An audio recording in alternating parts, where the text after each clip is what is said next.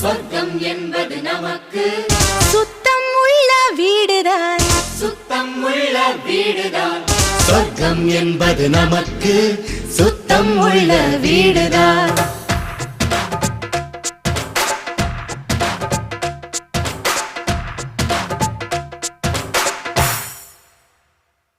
சொர்க்கம் என்பது நமக்கு சுத்தம் உள்ள வீடுதான்.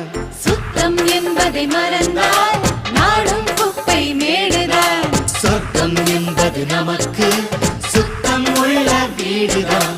சுத்தம் என்பதை மறந்தால் நாடும் குப்பை மேடுதான். உலாவும் நிலாவில் வெள்ளை அடிக்கலாம். எங்கேயும் எப்போதும் சுத்தப்படுத்தலாம். சொர்க்கம் என்பது நமக்கு சுத்தம் உள்ள வீடுதான்.